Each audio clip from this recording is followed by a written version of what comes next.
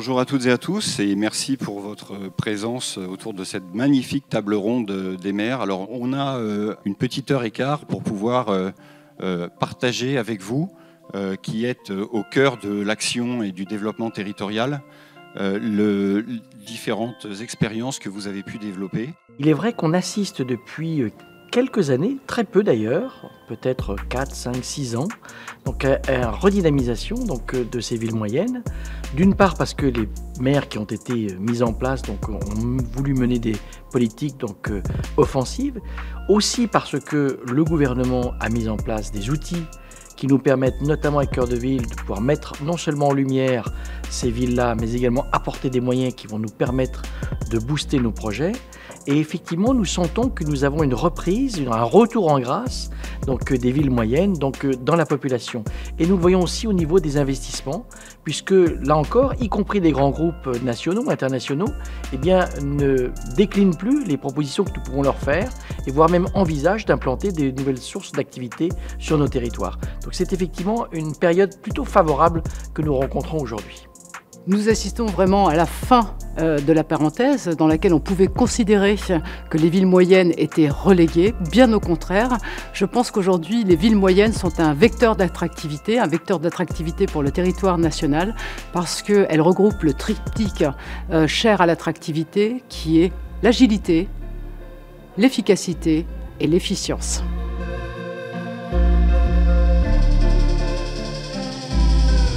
La crise du Covid, les évolutions actuelles des habitudes et puis la recherche peut-être d'un cadre de vie plus apaisé fait qu'aujourd'hui, c'est une carte à jouer pour les villes moyennes. C'est une réflexion qui doit se porter sur tous les territoires parce qu'en termes d'aménagement du territoire, c'est un maillage qui font qu'aujourd'hui, ces territoires sont des territoires d'avenir.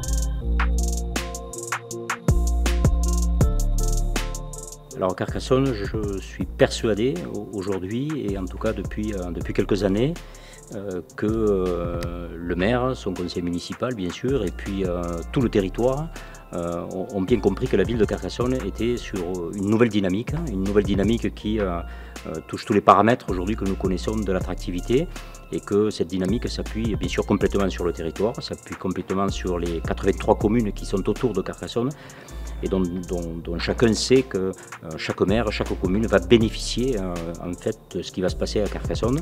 Ça va toucher tous les secteurs, à la fois le logement, le remembrement, l'attractivité, le tourisme, les mobilités, le numérique, et on a tous bien sûr envie que cette ville bien sûr sorte de ces quelques difficultés, et notamment de la faiblesse démographique qui la touche depuis une dizaine d'années. Aujourd'hui, les choses sont en bonne voie, et je pense que la coopération établie au niveau du territoire est très saine, très intéressante, et qu'elle me garantit en tout cas que nous avancerons tous ensemble sur le même chemin.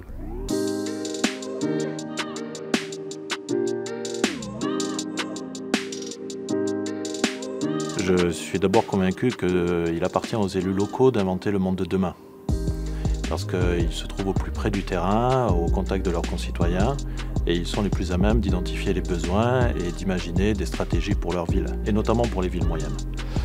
Et c'est pour cela que régulièrement nous investissons dans des projets. À Mont-de-Marsan, nous avons l'ambition par exemple d'être la capitale française de la sculpture, et tout autour de cette thématique-là, nous avons construit une stratégie impulsée par la collectivité, mais le relais est pris par le privé pour initier une démarche à un moment donné. Donc, plus que jamais, moi je pense que nous sommes à un tournant, et plus que jamais, je pense que les villes moyennes, excusez-moi, mais villes moyennes nouvelles, finalement, ont un rôle à jouer dans la France de demain. Ces villes moyennes, il faut qu'elles changent. Je pense qu'elles ont déjà changé il y a quelque temps sans qu'elles s'en aperçoivent vraiment. Mais cette crise sanitaire et cette crise économique vont les faire changer.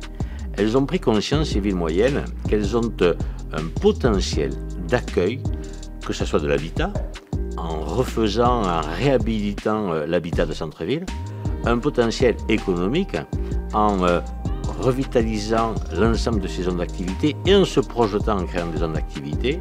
On va changer le comportement des entrepreneurs et on va permettre à ces nouveaux emplois de vivre en centre-ville. C'est un autre mode de vie. J'y crois fermement et fortement. Il ne faut pas passer à côté du changement qui a commencé pour certaines et qui pour d'autres doit s'accélérer rapidement.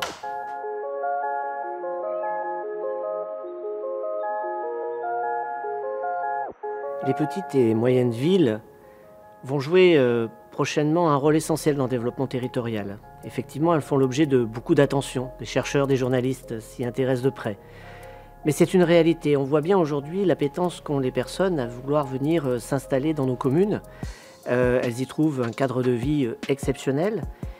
Il reste encore à définir un certain nombre de choses, notamment à rapprocher le travail de l'endroit où elles habitent. Sinon, les mobilités vont devenir un sujet extrêmement difficile.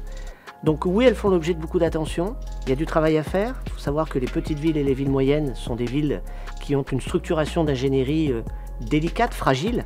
C'est là-dessus qu'il faut les aider.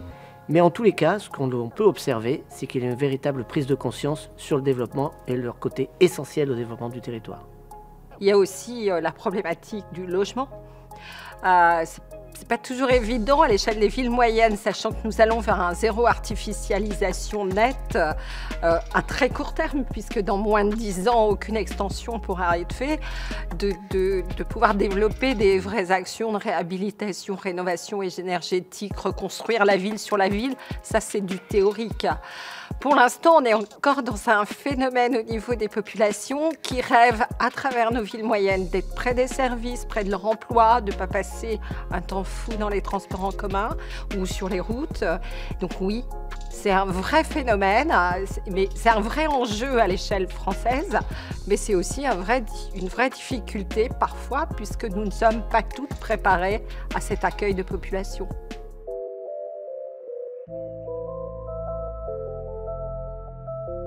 Aujourd'hui, l'État et à la fois beaucoup de partenaires portent une attention importante à l'égard des petites villes et des villes moyennes. Et c'est vrai que ces villes sont appelées à jouer un rôle de plus en plus important. Elles ont déjà des fonctions de centralité qui font qu'aujourd'hui elles sont incontournables. Et c'est vrai que la pandémie a montré qu'il y avait aussi un désir d'une qualité de vie que ces petites villes et villes moyennes ou villes d'équilibre sont susceptibles d'apporter à la population et répondent en fait à des préoccupations à la fois des citoyens, des préoccupations des entreprises, des préoccupations d'un certain nombre d'acteurs qui sont là pour développer de façon maîtrisée, en respectant aussi des impératifs liés à un développement durable, aux générations futures.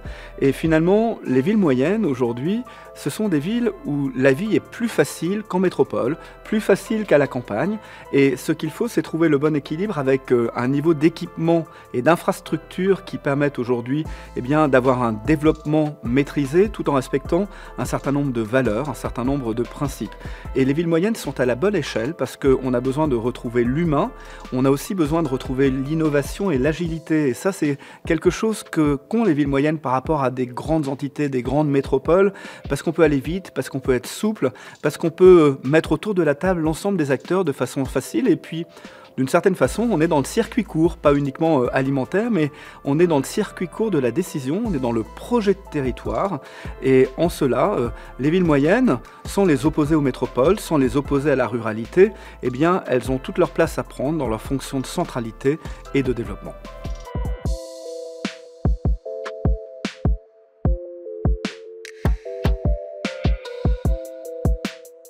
Les villes moyennes comme Libourne font l'objet de beaucoup d'attention parce qu'elles ont été au cœur de la cohésion territoriale qui a eu du mal à s'exprimer au cours des dernières années. Les villes moyennes, ce sont les villes d'à côté. Ce sont les villes d'à côté, parfois d'une métropole, c'est le cas de Libourne, d'une ville périmétropolitaine.